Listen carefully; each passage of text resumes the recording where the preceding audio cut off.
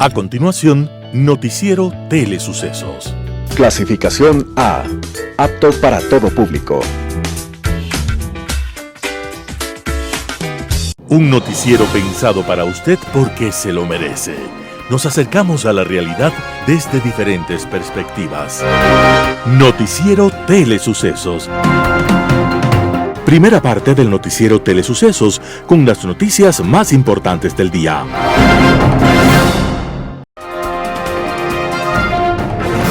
Un día como hoy. Hay hombres que nacen en cuna de oro y conservan a lo largo de la vida ese golpe de suerte. Pero hay otros que, habiendo nacido en penosas circunstancias, se encuentran de golpe, con una mano que los lleva por otros senderos. En 1862, en Francia, un día como hoy, nació un niño muy pobre, en una familia despreocupada del arte. Pero la vida les dio una sorpresa, y ese niño nació dotado para la música. Aquel niño se llamaba Claude Debussy, y la vida les dio otra sorpresa. Por puro accidente, un potentado conoció a aquel pequeño genio y decidió protegerlo para que pudiera estudiar música. Y a ese niño que nunca había visto un piano, le regaló uno de lujo y le ofreció como maestra a una pianista que había sido alumna de Chopin. Con semejantes ventajas de talento, suerte y profesora, Debussy triunfó en el más prestigioso conservatorio de música de Francia, cuando solo tenía 10 años, y luego, a los 17, la vida le dio otro regalo. Conoció a Nadia von Meck, adinerada viuda que lo convirtió en su músico privado y lo llevó de viaje por Florencia, Venecia, Viena, Moscú y otras capitales europeas. Y así,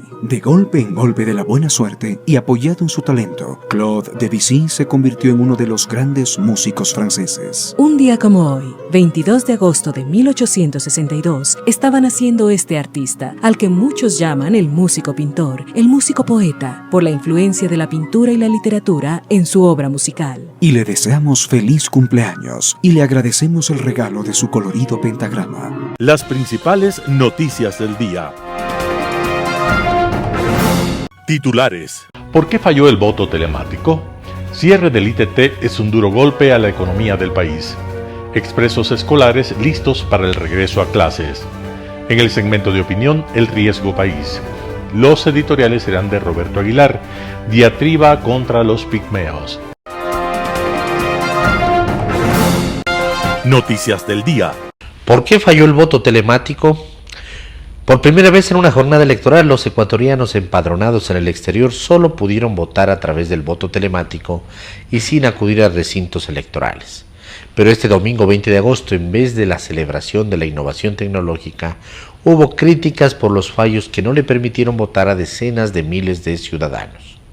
En el exterior se contabilizaban 409.250 personas habilitadas para sufragar, de las que solo se inscribieron 123.851. De ese total únicamente pudieron votar 51.562. Aquellos que no pudieron sufragar expresaron sus dificultades en redes sociales, específicamente en las cuentas del Consejo Nacional Electoral CNE, para ser tomados en cuenta. El CNE, en una cadena nacional presidida por la presidenta del Consejo, Diana Tamaín, confirmó que las fallas en el voto telemático se debieron a ataques informáticos. La plataforma de voto telemático sufrió ataques cibernéticos que afectaron la fluidez para acceder a la votación. Aclaramos y hacemos énfasis que los votos confirmados no han sido vulnerados, indicó. Esos ataques proceden, según el organismo electoral, de India, Bangladesh, Pakistán, Rusia, Ucrania, Indonesia y China. Según Alfredo Velasco, director de usuarios digitales, el tema fue grave, ya que al menos del 50% de ciudadanos pudieron votar en el exterior.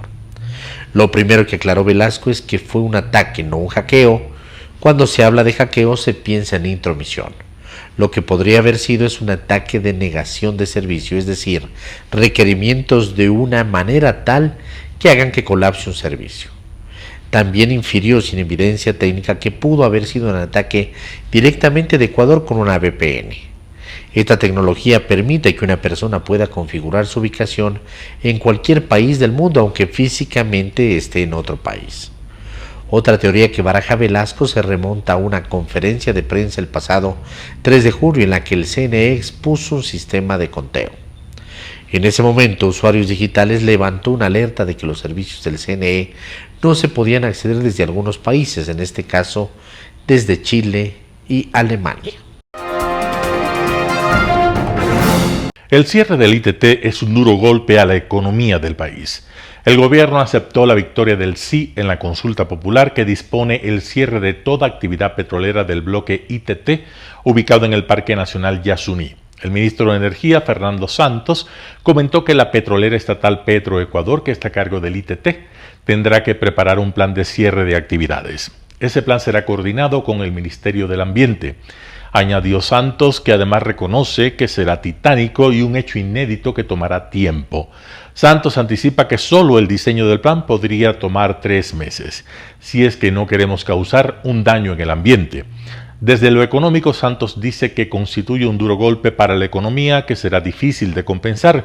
Ya Petroecuador había advertido que el abandono del ITT le costaría al país 16.470 millones de dólares. Eso, entre otros valores, incluye los costos del retiro de la infraestructura, indemnizaciones a comunidades, arbitrajes internacionales y el petróleo que se dejará de extraer durante los próximos 20 años. Las autoridades advierten que habrá impactos negativos no solo en el presupuesto general del Estado, que dejará de percibir 1.200 millones de dólares al año, sino en la balanza comercial. Lo más preocupante, dice Santos, es que si hay menos ingresos por exportaciones petroleras, el país no tendrá dinero suficiente para pagar todas las importaciones de combustibles o de bienes de consumo o insumos para la industria. Por su parte, Petroecuador informó que está a la espera de los resultados oficiales que serán proclamados por el Consejo Nacional Electoral. En un comunicado difundido el 21 de agosto de 2023, la mayor petrolera del país dijo además que coordinará todas las acciones pertinentes para acatar a cabalidad la decisión soberana del pueblo ecuatoriano en el bloque 43. Expresos escolares listos para el regreso a clases. El municipio de Quito habilitará desde el 22 de agosto el servicio exclusivo de transporte para estudiantes durante el periodo lectivo 2023-2024 en el marco del plan de regreso a clases. A este servicio solo pueden acceder estudiantes uniformados. Los estudiantes contarán con el servicio de expresos escolares y circuitos especiales que operarán en los corredores Central Norte, Sur Occidental, así como en el sistema trolebús y ecovía de la siguiente manera. Corredor Central Norte, Expreso Terminal Ofelia, Playón de la Marín, con integración a la estación de Labrador. Horarios de salida 06:10 y 06:20 de la mañana. Corredor Sur Occidental, Expreso Terminal Quitumbe, Estación La Magdalena. Los horarios de salida son a las 6:10, 6:20 y 0:30. Trolebús, Expreso Guamaní Elegido con conexión al trolebús. Horario de salida 06:05 y 6:15 de la mañana. Expreso Quitumbe La Colón, horarios de salida 6:15 y 6:30. Expreso Recreo La Colón, horarios de salida 6:15 y 6:30. Ecovía, Expreso Guamaní Elegido, horarios de salida 6:05 y 6:15. Expreso Río Coca Playón de la Marina, horarios de salida 6:15 y 6:30. Ruta Quitumbe Playón de la Marina, horarios de salida 6:15 y 6:30. Adicional, se habilitarán los circuitos C2 Morán Valverde, Terminal El Labrador, E2 Quitumbe Río Coca y el E8 Guamaní Elegido. El servicio de expreso escolar implementado por la Secretaría de Movilidad conjuntamente con la Empresa Pública Metropolitana de Transporte de Pasajeros EPMTPQ funcionará paralelamente a los circuitos regulares de los mencionados corredores, evitando inconvenientes por posible incremento de pasajeros en razón del inicio de clases. Cabe señalar que de acuerdo a la normativa vigente, la tarifa del pasaje estudiantil es de 17 centavos de dólar. Entrevista del día. Este lunes en Radio Sucesos estuvo Álvaro Marchante, director de Comunicaliza. El tema, el resultados de las elecciones presidenciales y de la consulta popular. Escuchemos lo que dijo. Efectivamente, estamos hablando de una campaña que ha sido atípica, Quizás el inicio fue relativamente normal, pero desde el asesinato del alcalde de Manta todo empezó a cambiar. Aquí empezábamos a ver hasta este momento que Luisa González podía ganar en una sola vuelta, era un hecho, estaba entre 38 y 42% en válido según nuestros datos, pero efectivamente a raíz del asesinato del alcalde de Manta, Jan Topic empieza a subir. Esta es el primer elemento sorpresivo, porque es un candidato que pasa del 3 al 22% en directo, que esto acababa siendo un 26% en válido. Luego llegamos al debate y un candidato que estaba en apenas el 3-4% llega hasta el 18% y luego crece hasta el 21%, quedando en primer lugar durante un día. Luego ya Luisa se recupera y es el resultado que finalmente tuvimos. Pero hay varios elementos que pueden ayudarnos a explicar por qué Daniel Noboa tuvo este resultado tan sorpresivo. Primero, en el debate, vamos a decir, lo hizo bien. Del 70% de las personas que vieron el debate, para el 40% fue el gran ganador del debate, el 42%. Aquí hablábamos de un lenguaje corporal. Por ejemplo, él iba con chaleco antibalas, es algo que llamó mucho la atención. Eso ya decía un mensaje, ¿no? Ajá, ya estaba diciendo un mensaje. Yo sé que hay que protegerse. Luego también utilizaba los datos y las cifras de una manera que el resto de candidatos no tenía esa facilidad. Y tercero, recibió ya en el propio debate el apoyo de un candidato. Jan Topic le dijo gracias por ayudar a elevar el nivel del debate. Eso es, arropar, es apoyar a un candidato. Y al día siguiente, el expresidente Rafael Correa también dijo que el mejor del debate fue Daniel Noboa. Entonces, eso ayudó a ratificar el pensamiento de una parte de la población importante que rápidamente se decantó por él. Pero aquí hay que también pensar en la lucha que hay o el conflicto entre lo nuevo y lo viejo. Lo viejo todavía es el correísmo, el ya lo hemos hecho, es lo viejo.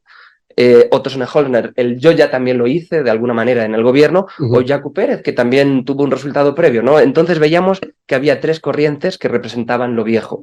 Pero hasta que no ocurre el primer detonador, que cada outsider, vamos a decir, esta campaña tuvo 2 outsiders, tiene un detonante, hablamos de primero el asesinato del alcalde de Manta, con el agravante del asesinato de Villavicencio. Este fue el detonante de Topic. Él fue el primer candidato que representaba lo nuevo, un estilo distinto, más fresco, más audiovisual. Y luego, tras el debate, lo nuevo pasó a Daniel Noboa, que representaba prácticamente lo mismo, sin el concepto quizás tan marcado de seguridad, algo más económico, más empresarial y, sobre todo, en ese momento también él cambió su estrategia de campaña, comenzó a hacer más contenido audiovisual, comenzó a utilizar más la figura de su padre, incluso el eslogan de campaña de su padre, y con todo esto consiguió mantenerse arriba. Ahora, el asesinato del alcalde de Manta obviamente le generó réditos por el tema de la seguridad a Jan Topic. Lo de Villavicencio, de alguna manera también por el tema de la seguridad y de la lucha contra la delincuencia. ¿Y en qué le beneficiaba o qué le ayudaba a Daniel Noboa el tema de Villavicencio? ¿O es solamente el debate, el punto de quiebre? Porque aquí existe un punto de quiebre, no sé si 2, no sé si 3, pero hubo algo que hizo cambiar todo el tapete electoral. Lo de Villavicencio, de manera directa, yo diría que no le benefició a Daniel Noboa. De hecho, veíamos que en el momento del fallecimiento de Villavicencio él no crece nada, pero sí que dejó al electorado roto. El electorado está en duelo todavía. No es fácil superar el asesinato de un candidato presidencial. Como comentábamos ayer, no lo asesinaron en cualquier sitio, no lo asesinaron en un barrio peligroso, lo asesinaron en el sector financiero del país. No, y fíjate además que estaba en la papeleta. Todos los que fuimos a votar veíamos la cara de Fernando Villavicencio en la papeleta, una cosa que seguramente causó mucho impacto a mucha gente. Así es, el hecho de todavía poder votar por él activa ese voto de consuelo, de condolencia, de luto, de memoria. De hecho, fíjate que 2 días antes de la votación, nosotros teníamos a Fernando Villavicencio solo a un punto de Topic. Estábamos hablando de 15-14 en voto directo y al final, pues prácticamente se dio la vuelta y fue el resultado final. Increíble. Ahora hablando de esta campaña tan atípica también, ¿quién quizás podríamos decir tuvo la campaña más creativa y que resultó en votos a la final? Las 2 campañas que más votos han generado por el punto de partida que tenían es la de Jan Topic y la de Daniel Noboa. Estábamos hablando de candidatos que en 16 de julio estaban ambos en el 4% y sin embargo ambos tuvieron unos crecimientos muy marcados. Como decíamos, el 15 de agosto había un triple empate. Estaban los 3 candidatos en el 20%. Por tanto, claro, teníamos una campaña que el 4 de agosto Luisa González estaba en 32, hubo una caída de 12 puntos. Podríamos decir que la del correísmo, solo en la fase final, del 15 al 19, consiguió remontar y pasar de este 20 a un 25-26 en válido, que es el resultado final que tuvo, perdón, en directo, que es lo que tuvo en válido. Ahora, el correísmo, hablemos de la fuerza del correísmo, que tiene varios momentos. El primer momento que tú decías, iban rumbo a la posibilidad cierta de ganar en una sola vuelta. Viene lo que pasó con Fernando Villavicencio y caen, y caen, y caen, pero tienen la fuerza de detener esa caída y de incluso recuperar puntos, y de incluso llegar a la votación casi exacta de la que tuvo Arauz en el 2021. Es decir, eso es una fuerza, digamos, valiosa de ellos. Definitivamente, ellos deben estudiar qué pasó entre el 15 y el 16, que fue el primer día después de cuando empieza la caída que deja de perder votos, y sobre todo lo que empieza a ocurrir el día 17, que es cuando inicia la senda de crecimiento. ¿Cómo lograron detener su caída libre y cómo lograron recuperar 4 o 5 puntos? Aquí lo que veíamos es que el expresidente Correa tomó el liderazgo de la campaña, veíamos que cada día tenía una estrategia distinta, estaban probando a ver qué iba a funcionar, entiendo que finalmente descubrieron cuál fue el elemento crítico. De hecho, el día que empiezan a caer fue el día que Rafael Correa salía cantando con su grupo de amigos, exministros, y a raíz de ese momento empezaron a crecer. Quizás dejar de ver a un presidente que atacaba a todo el mundo, se puso muy violento durante varios días, el momento en el que empezaron a verle también más sereno. Andrés Arauz también tuvo cancelaron su campaña, Luisa tuvo otro tipo de campaña, seguramente fueron los elementos que permitieron dejar de ver, vamos a decir, al Rafael Correa que no les gustaba de su final del gobierno y empezaron a ver a otro Rafael Correa que sí les gustaba. Patricio Haro, rector del IAEN, estuvo en Radio Sucesos para hablar sobre la crisis de seguridad en el país y el análisis luego de la jornada electoral. Escuchemos lo que dijo. El proceso electoral no es otra cosa que el resultado de una larga etapa de violencia que en su última fase inició en junio del año 22. Nosotros debemos recordar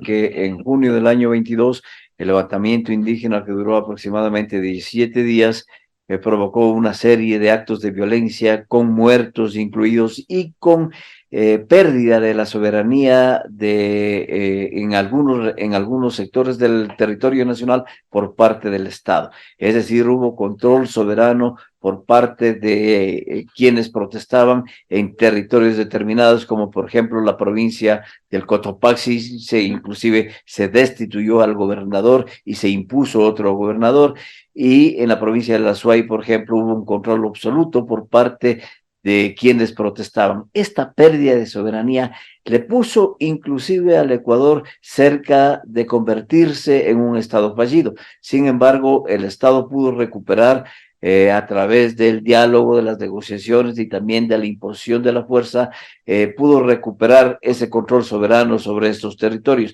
Pero el resultado de ayer es precisamente eso, y vimos que también es el resultado de una campaña electoral que fue matizada con altísimo grado de violencia, y digo altísimo porque concluyó esta inusitada violencia con la muerte y el vil asesinato del candidato Fernando Villavicencio.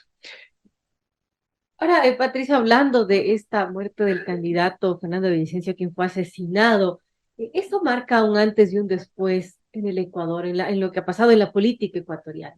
Sin lugar a dudas, nunca antes habíamos tenido una situación de esta naturaleza, es un hecho inédito. Fernando Villavicencio fue asesinado una semana antes del proceso electoral, y esto implicó una relación, porque definitivamente existe una relación con crímenes parecidos en la región.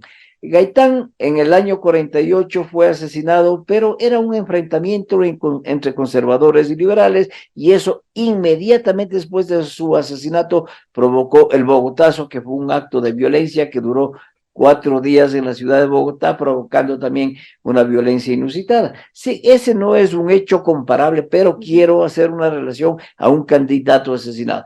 Pero el de Galán sí, el candidato Galán a las elecciones de Colombia, también al final de la década de los 80 del siglo pasado, él fue asesinado con características similares. es decir, fue asesinado por el cartel de Medellín, eso queda absolutamente claro. Hay complicidad de autoridades, de altas autoridades, para asesinarle a Galán.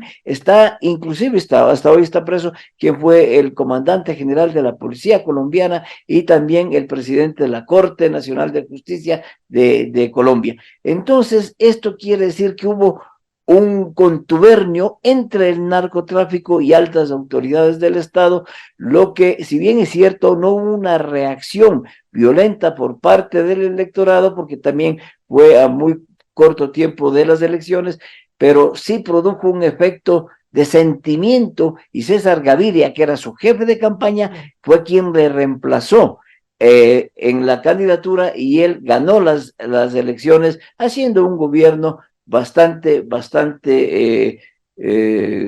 bastante suceso. Entonces, esta situación también es similar a la que vivió el Ecuador. Se le reemplazó la candidatura de Fernando Villavicencio con la de Cristian Zurita, su amigo, y Cristian Zurita se ubica en el tercer puesto. Entonces, no creería yo que solo es ese voto de condolencia que le entregan a Cristian Zurita, sino es un rechazo a esta vinculación del narcotráfico con la política. Existe una narcopolítica en Ecuador, desde luego que existe, y el pueblo, la ciudadanía ecuatoriana rechazó en las urnas esa relación con la narcopolítica. La gente, el electorado, asistió, como usted bien decía, a los recintos electorales a cumplir con su patriótico deber, pero hubo miedo, hubo recelo. La gente no iba con la misma confianza. En la mañana no vimos que los centros electorales se habían aglomerado, ¿no? Hubo poca gente, más bien. A la tarde. En provincia se registró un alto nivel de ausentismo en horas de la mañana. Hubo mucho ausentismo, y es porque simplemente esperaban a que no existan atentados, a que no existan bombazos, que se esperaban, desde luego que se esperaban, pero también el control anticipado de los centros electorales, de los recintos electorales, por parte del Estado a través de Fuerzas Armadas y la Policía Nacional, quitó ese temor que se fue desapareciendo hasta la llegada de mediodía. En el programa de Secrea de los canales comunitarios regionales del Ecuador asociado, César Ulloa, analista político, habló sobre Ecuador en democracia. Veamos la nota. Qué gusto, César, que nos acompañes en Secrea. Muchísimas gracias, Roberto, siempre honrado por asistir a este espacio de diálogo, de discusión. El debate presidencial. ¿Qué criterio te merece 3 horas de un debate presidencial con 2 presentadores que hicieron su esfuerzo? Las preguntas, el formato, ¿qué criterio te merece respecto de el electorado, que fue muy poco, que vio ese debate presidencial? Bueno, yo creo que el comité organizador es el responsable del resultado de un debate que nunca hubo. Es decir, asistimos nosotros a un espacio en donde la confrontación de las propuestas fue menor respecto de la tendencia en las redes a los memes al señor Armijos, por ejemplo. Yeah. Es decir, no se posibilitó que los candidatos confronten. La confrontación es natural en un debate. Lo que no se puede permitir en un debate es ataques a la honra y la dignidad en términos de que alguien vulnere la privacidad de las personas, la intimidad. Eso no se puede. Pero si alguien le dice a un candidato una cosa, tiene que ser sujeta a respuesta, pues. Y yo creo que el formato fue un formato demasiado ortodoxo, una camisa de fuerza, que no solo mareó a los participantes, sino que también en varios pasajes del debate confundió a la audiencia, porque estaba prevista 5 dimensiones de discusión, en unas intervenían unos, en otras intervenían otros, no intervenían todos. Entonces yo creo que hay una responsabilidad de quienes diseñaron el formato, que creo que lo hicieron de buena fe, tampoco quiero pensar que... Indiscutible. Lo hicieron de buena fe, pero creo que hay algo que en el Ecuador poco se utiliza, que cada vez nos vemos más expuestos a hacerlo, que es, antes de poner en puesta en escena un formato de estos, hay que simular, hay que testear, hay que comprobar, y yo creo que eso nunca se hizo. Y por otro lado, lo que vimos en el debate fue que 3 candidatos posiblemente estudiaron el formato, se entrenaron horas enteras y fueron los que mejor se desempeñaron. Los que asistieron al debate pensando que iban a sorprender, que iban a dar un golpe de efecto, les fue muy mal. Creo que quienes se entrenaron para un ejercicio tan cerrado tuvieron mejor desempeño. Un análisis tuyo, un criterio tuyo. El próximo gobierno tendrá, el que venga, 18 meses.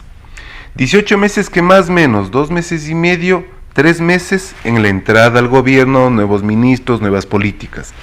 3 meses finales, la salida del gobierno, lo que suma más o menos 6 meses. Le queda para gobernar un año. De ese año tendrá el fenómeno del niño. Un tema que se nos viene. ¿Cuál es el tema más importante que hoy por hoy necesita el Ecuador que el próximo presidente ataque de frente para ese año, un poco más, un poco menos, en funciones más allá de la entrada y la salida al gobierno? El tema más importante es la seguridad, porque lamentablemente hemos sido noticia en el mundo, no precisamente por el buen desempeño del gobierno, por la oportunidad de que vengan inversionistas. Los comunicados de las embajadas es increíble, que mandan a sus compatriotas son contundentes. No vengan al Ecuador porque aquí la gente está siendo asesinada. Entonces, frente a un escenario de tanta inseguridad, ¿quién invierte? Inseguridad jurídica además, reglas del juego obsoletas para las inversiones, tema de la seguridad.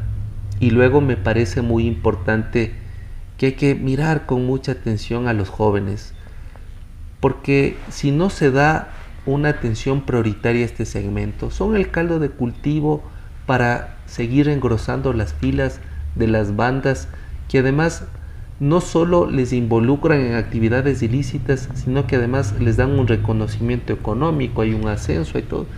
Yo creo que con los jóvenes hay que trabajar mucho en temas de acceso a la educación, salud pública, derechos sexuales y reproductivos, temas de tecnología. Hay que buscar un sentido de vida. No puede ser posible que el Ecuador reciba 6.000 millones de dólares por remesas y que esas remesas sean el resultado de ecuatorianos y ecuatorianas que se sacan el aire en otros lugares, pero que además cada vez están llevando a sus familias. Yo he hecho una consulta a mis estudiantes de algunas universidades y tienen como prioridad irse del país. Eso es doloroso porque los países que tienen en su prioridad salir de sus propios países es porque no encuentran ninguna esperanza. Coincido Roberto. totalmente. Igual en la academia tengo la oportunidad de ser docente universitario y de igual manera los jóvenes de los últimos niveles piensan salir del país de manera legal o ilegal, pero irse del país. El Consejo Nacional Electoral ¿ha cumplido su misión? ¿No ha cumplido? Claro que le cogió a última hora todo este proceso. ¿Y hasta cuándo está estos directores vocales del Consejo Nacional Electoral? Bueno, yo creo que ha sido un Consejo Nacional Electoral muy cuestionado. No nos olvidemos que este surge de un transitorio que es nombrado por un Consejo de Participación Ciudadana transitorio, en donde 2 de sus vocales no debían estar en el Consejo Definitivo. Recordemos que la presidenta, Diana Tamaín, y el señor Cabrera venían del transitorio, y eso no podía suceder, es decir, que del transitorio pasen al definitivo. Eso fue algo muy complejo que nos deja en deuda el Consejo Transitorio de Participación Ciudadana. Ha sido un desempeño bastante malo, porque no nos olvidemos que incluso en las elecciones anteriores, que fueron hace 2 años, hubo bastantes exabruptos en el sentido de que las declaraciones a puertas de entregar los resultados fueron distintas de Pita, de Cabrera, de Atamaín, y luego el tema informático tampoco funciona, muchas denuncias, no hay una respuesta contundente a la campaña anticipada, es decir, no veo, no tengo instrumentos, cosas que no son ciertas.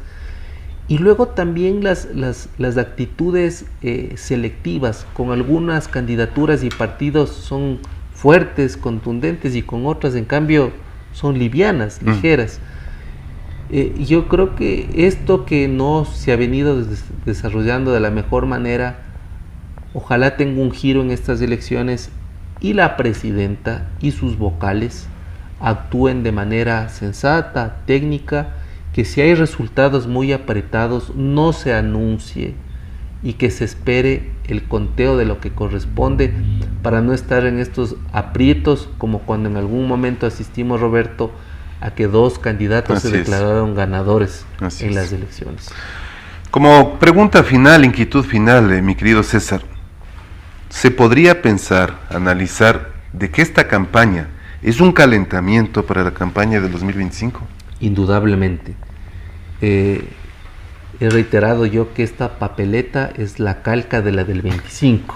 La calca, bien dicho. Porque además no nos olvidemos que surge intergeneracionalmente una nueva camada de candidatos. Daniel Noboa, pese a que fue presidente de la Comisión Económica de la Asamblea, surge Jan Topic, el outsider de la elección, ¿no es cierto? El mismo Otto Sonnenhorstner. Así es. Yo diría incluso hasta un Yacu Pérez, posiblemente sea nuevamente candidato.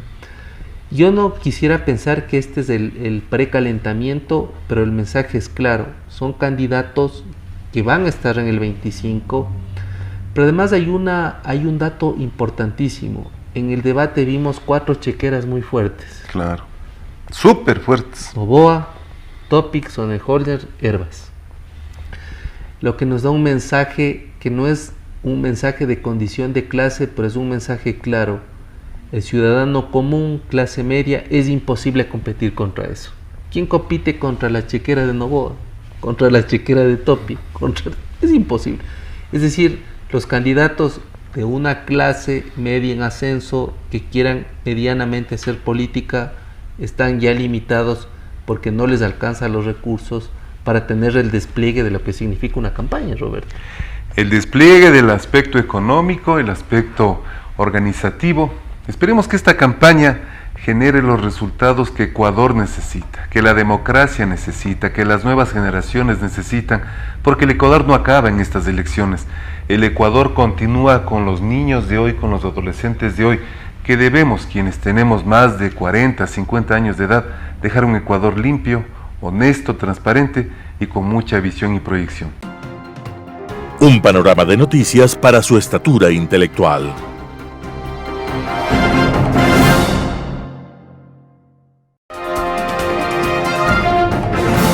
Opinión.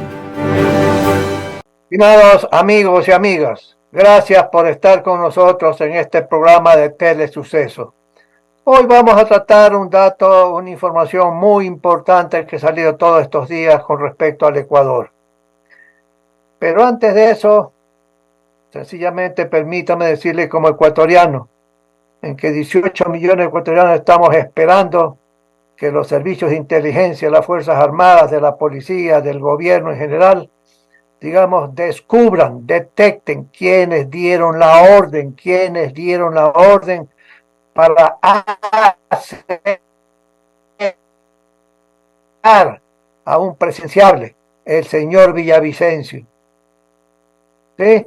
Espero que el gobierno nacional y la inteligencia para detectar qué grupo, qué personas actuales dieron la orden, ¿sí? Y ese es el sentimiento de 18 millones de ecuatorianos. Ahora, amigos, permítanme hacer un comentario sobre el riesgo país. El riesgo país en este momento está como en 2.000 puntos, ha bajado un poquito. Naturalmente estamos no muy alejados de Argentina.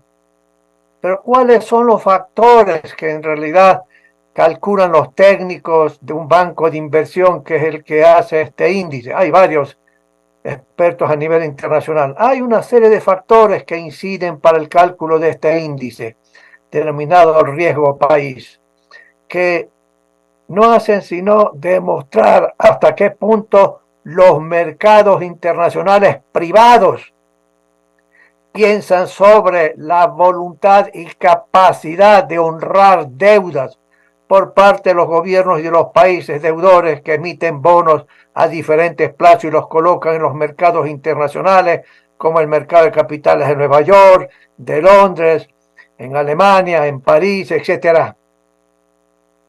Vamos a mencionar muy pocos, pero muy importantes. El primer punto, el primer elemento de cálculo es el tema político. el tema político. ¿Quién en el Ecuador va a gobernar?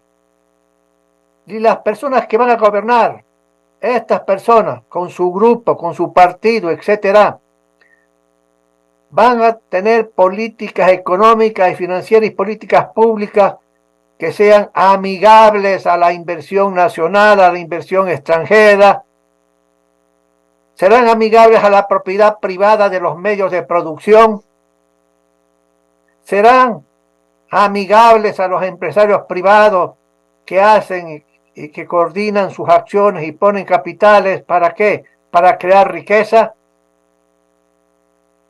¿Qué tipo de personas van a un gobierno? Y ya los mercados internacionales recuerdan que el caso Ecuador en el gobierno del señor Moreno, perdóneme, del señor Correa, aquel presidente dijo sencillamente que no iba a pagar la deuda, no obstante que el gobierno tenía la capacidad para pagar ese entonces. Pero la argumentación era que no podía reconocer una parte de la deuda de bonos colocados a nivel internacional porque habían sido emitidos en forma ilegal, etcétera, etcétera, etcétera, que era inmoral, toda una serie de deudas, y crearon una comisión para analizar la deuda pública adquirida por los últimos 20 y pico de años, según ese presidente y ese gobierno.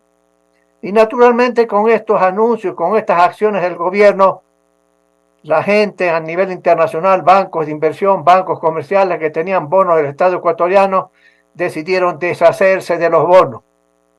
Y el precio de los bonos, pues en el mercado internacional se desplomó totalmente. ¿Sí? Y el gobierno, después de eso, a pocos meses, sencillamente lo quiso a través de una serie de líneas de financiamiento y otras acciones financieras, a comprar esos bonos a la baja. Y esto no fue un procedimiento que agradó a los mercados internacionales porque es una cosa irregular que un deudor comience a hablar mal de la propia deuda que tiene que pagar y los precios pues descienden y aprovecha ese deudor para en línea paralela recomprar a precios bajos esos bonos. Y eso es lo que pasó. Y los efectos de eso fueron nefastos porque cerraron las puertas del financiamiento internacional privado al Ecuador. Cerraron, mis queridos amigos, ¿sí? En todo caso, también los mercados al recordar eso dicen qué tipo de gobierno se viene en el país. Se va a venir un gobierno de esa naturaleza a través de la señora correísta, doña Luisa. ¿Será posible eso? Entonces los mercados tienen temores y en función dicen no, Ecuador es un país riesgoso, nadie sabe lo que va a pasar y riesgo del Ecuador sube y en función de eso el índice correspondiente cuantitativamente sube y ha subido pues como hasta 2000 puntos, ¿verdad? Pero naturalmente en estos días ha bajado un poquito por efecto de que con el asesinato miserable que se ha hecho el señor Villavicencio, sencillamente ya los mercados dicen el correísmo no va a ganar la primera vuelta, no va a ganar y vamos a la segunda vuelta. Y eso ha permitido bajar un poquito el riesgo del país. Pero hay otros factores políticos, pero permítame mencionar uno económico, que tiene que ver con el asunto de las finanzas públicas que ya hicimos en un programa comentarios de cómo están las cosas. Los mercados internacionales, especialmente privados, tienen la información que las finanzas públicas del Ecuador están debilitadas, que las cosas están complicadas y que al futuro serán más complicados, que el déficit fiscal no es lo que el gobierno espera, sino que como dijimos en este programa, el déficit será como 5.000 millones de dólares aproximadamente, y sin considerar los efectos del niño y de la consulta popular que en los próximos días tenemos que ir a las urnas. Y si eso se da negativamente, lo que va a pasar es que vamos a tener sencillamente un déficit mucho mayor de 5.000 millones de dólares. Y aparte de eso, hay que buscar 4.000 millones por lo menos para pagar capital de la deuda interna y de la deuda externa del país. Y eso es sumamente complejo. Y los mercados privados internacionales, que son acreedores del Ecuador porque tienen los bonos de 5, de 10, de 20 años, etcétera, tienen el temor de que aún con cualquier otro gobierno amigable a los mercados, amigable a la inversión extranjera, a la inversión nacional, etcétera, etcétera, amigable, ya van a decidir. No hay plata aún para pagar el servicio a la deuda pública internacional. Así que, amigos banqueros, vamos a tener que sentarnos amigablemente para poder nuevamente, sencillamente, charlar sobre nuevas condiciones de financiamiento, reestructurar la deuda para obtener más a largos plazos y bajar la tasa de interés y que pierdan ustedes un poquito voluntariamente el capital. Eso los mercados creen que se puede venir aún con gobiernos amigables, porque la situación de las finanzas públicas son, como ya hemos dicho en este programa, mis amigos, en el pasado, sumamente complejas, graves, ¿sí? Y no es posible tampoco sencillamente decir no gasto un centavo en los sectores sociales, y eso es naturalmente razonable, y en función de eso se dirá, pues, por parte de un gobierno amigable, dirá, pues, yo no puedo sacrificar más, estoy sacrificando los sectores sociales en inversiones, no puedo, así que banqueros, acreedores internacionales, amigos, sentémonos a conversar, y naturalmente que los mercados dirán, bueno, ya este es un asunto de capacidad de pago, que el gobierno ecuatoriano y el Ecuador no ha podido desarrollar suficientes recursos para enfrentar el pago del servicio de la deuda. Capital, más intereses. Y por lo tanto volverá Ecuador el año que viene, volverá nuevamente a sentarse con los banqueros para este propósito. Pero esto también, pues, un efecto no positivo, porque entonces los mercados internacionales dicen, yo no voy a comprar más bonos del Estado del Ecuador hasta ver qué es lo que va a pasar, ¿sí? Entonces, amigos y amigos, eso lo quería comentarlos a ustedes para su información. Esperemos que sepamos elegir al nuevo gobierno para no tener más complicaciones como hemos tenido en estos últimos tiempos. Gracias, amigos, estaremos con ustedes la próxima semana. Editorial. Diatriba contra los pigmeos. Roberto Aguilar, El Expreso. De Diana Tamaint y sus cómplices Pita, Acero, Cabrera, conocíamos su pusilanimidad y su tibieza, esa suerte de insipidez intelectual y humana que los incapacita para guiar un proceso electoral con la amplitud de miras que requiere la democracia. Conocíamos su obsecuencia con los poderes políticos a los que sirven y de los que depende la satisfacción de sus mezquinas ambiciones. Mantener el carguito, cobrar el sueldito, conservar la oficinita con vistas al Pichincha, recibir una plaquita de reconocimiento extendida por gente más insustancial que ellos, si tal cosa cabe. En fin, sueños de perro. Sabíamos de su cobardía para refugiarse tras leguleyadas insólitas y justificar así su pasividad ante la trampa y el abuso, la manipulación y el engaño que deberían controlar pero que socapan y hasta promueven. Todo eso ya sabíamos.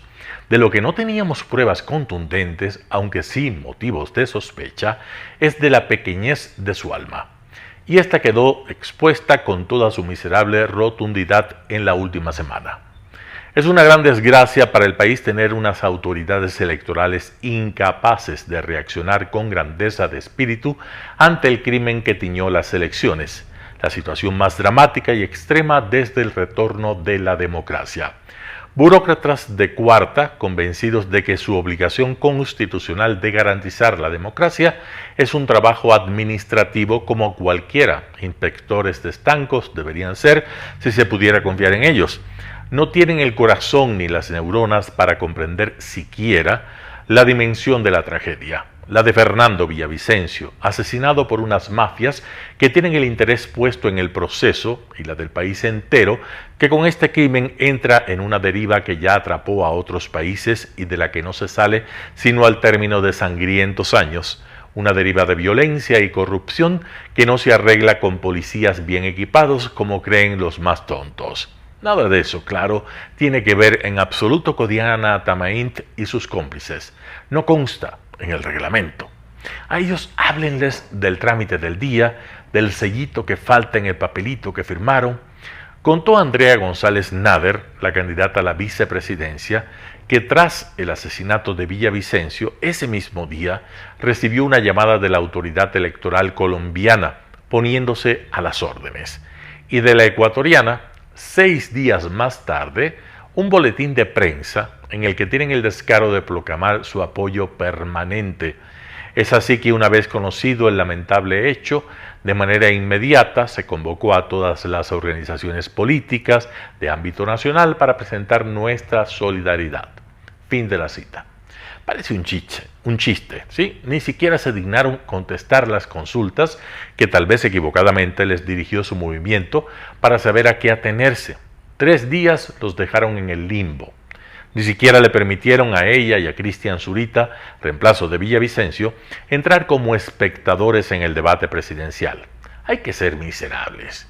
Y argumentaron claro que faltaba un papelito con un sellito y una firmita, enanos mentales.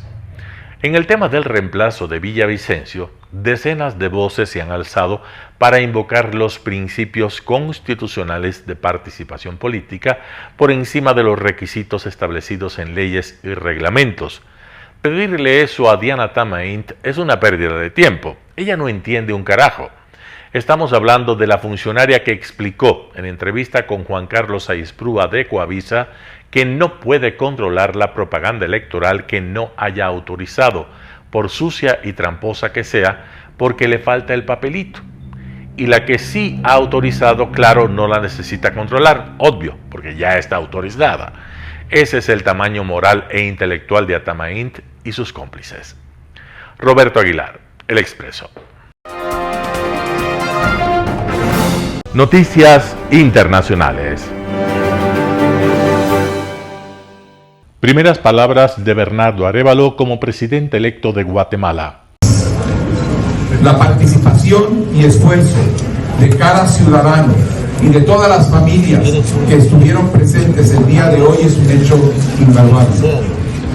No podemos hacer de menos el esfuerzo de quienes participaron a pesar de las distancias, de la violencia y de todos los obstáculos que se interpusieron. Todas aquellas personas que no pudieron votar, sepan que en mi gobierno también vamos a trabajar por ustedes y por garantizar instituciones que ganen su confianza en el Estado y en la democracia. Gracias, pueblo de Guatemala. Gracias porque este triunfo no es nuestro, es de ustedes que nos apoyaron a lo largo de este camino electoral. Esta victoria es del pueblo de Guatemala y ahora, unidos como pueblo de Guatemala, lucharemos contra la corrupción. Muchas gracias. Mundial de Fútbol Femenino. El mundo se rinde a las campeonas que logran para España la triple corona. Marea roja en Sídney tras el triunfo de la selección española frente a Inglaterra, una victoria que confirma el dominio absoluto del fútbol femenino español. En España la alegría desatada inundaba las calles. Con esta Copa Mundial la roja completa la triple corona tras los triunfos en 2022 de las selecciones sub-17 y sub-20. I'm so happy, go Spain! I was wearing the England jersey, but I had money on Spain, so it was a win-win. I just really enjoyed the whole experience. But the whole competition was just amazing. It's such a win. Football was a winner. It was brilliant. Tanto para la roja como para las leonas, actuales campeonas de Europa, esta ha sido su primera final. Este también ha sido el primer mundial de fútbol femenino en recibir una atención mediática comparable a la de las competiciones masculinas.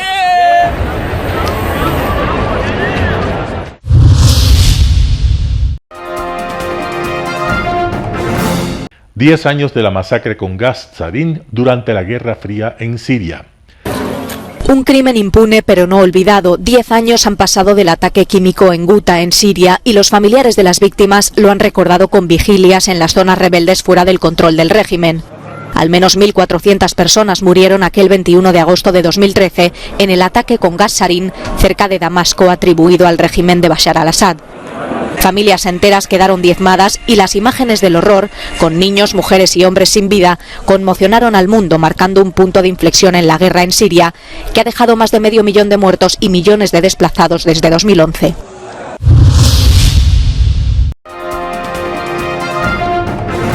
Marchas contra la guerra de Putin y en apoyo a Navalny en Helsinki y Berlín.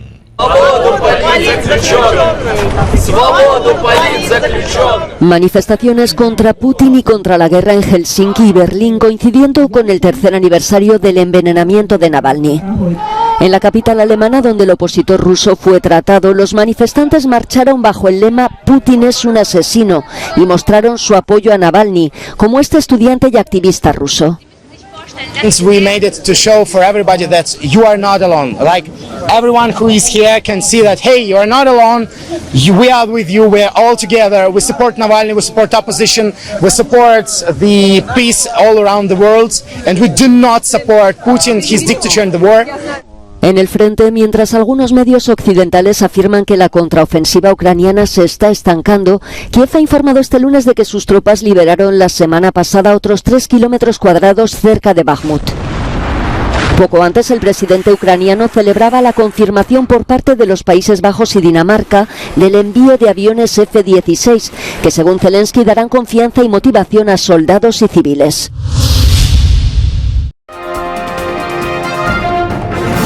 El término arena dejó tiempo atrás de ser sinónimo de muerte. Hoy es un espacio de vida, de desarrollo de una de las actividades básicas del comportamiento humano, el deporte, que quizá, como ninguna, moviliza sentimientos y emociones, elimina como principio la violencia, intereses personales, trampas, desunión e intrigas. El deporte, con sus valores, solo deberá entregar mensajes de bien para mejorar las actuales estructuras sociales y políticas en deterioro en las que vive nuestro país. Hoy entregamos a nuestra audiencia de la ciudad de Quito deportes y en especial a la parroquia de Calderón, uno de los sectores populares de mayor desarrollo de la ciudad, con una población estimada en 1 millón de habitantes que están en contacto diario con el canal 29 UHF, presente con sus instalaciones deportivas en Llano Grande, su centro de gravedad. Telesucesos, desde nuestro estudio principal y en el de Arena Telesucesos, es el único medio de televisión que transmite de lunes a viernes 4 horas diarias de diversos eventos y novedades deportivas: el ecuavóley, básquet, tenis de mesa, halterofilia, taekwondo, esgrima, box, cachascán, gimnasia olímpica. Pueden ser observados en Canal 29 UHF y en todas las redes sociales en su televisión, sin ningún costo, desde la comodidad de su hogar, en nuestro canal y en las redes sociales. Arena Telesucesos es el escenario en donde el deporte tiene vida. Nuestros invitados y jugadores están en la cancha junto a usted y como nunca antes en la pantalla de su televisor, acercándole a un espectáculo inolvidable de luz, color y fiesta. Por fin usted encuentra el deporte que practica y que nunca es transmitido ni considerado por otros medios de comunicación con la importancia que nosotros le damos. El ecuavóley es el gran protagonista en una cancha con todos los estándares y comodidad para su práctica. Es el único deporte ecuatoriano con partida de nacimiento ecuatoriana. Somos inéditos, nos acercamos al deporte popular de nuestra gente que comparte nuestros esfuerzos. En Arena Telesucesos, aparte del atractivo de los eventos deportivos que transmitimos con nuestra señal a los televisores de su hogar, también entregamos muchos de los valores que encierra el deporte y en especial privilegiamos nuestra identidad nacional en el ecuavóley, jerarquizando su presencia como el deporte con partida de nacimiento en nuestro país. Telesucesos no solo entrega en su programación de deportes un espectáculo, sino que impulsa, privilegia y exige a quienes participan que sean parte de los valores y méritos que el deporte encierra: esfuerzo, superación, perseverancia, respeto, solidaridad, compañerismo, disciplina, puntualidad, sana competencia, honradez en la cancha y fuera de ella. La práctica deportiva siempre generará beneficios positivos para su cuerpo y entregará salud estable, pero refuerza además la identidad personal y premia siempre el éxito conseguido. Estamos entregando a nuestra ciudad con Arena Telesucesos un esfuerzo más de un medio que es fiel a su identidad y que a través de sus contenidos de salud, cultura, opinión calificada y ahora deportes, pretende difundir lo que, aparte del entretenimiento, requiere nuestra gente. Lo hasta ahora realizado está hecho con mucho esfuerzo, pasión y el entusiasmo de nuestra parte, de nuestros empleados, trabajadores y pequeños empresarios que creen en nuestras motivaciones. Hemos dado los primeros pasos para este proyecto que seguiremos haciéndolo gracias a ustedes. Telesucesos, el canal de televisión siempre inédito. El noticiero Telesucesos es retransmitido de lunes a viernes a las 7 horas por Radio Planeta Sur 106.1 FM de la ciudad de Loja. Noticiero Telesucesos.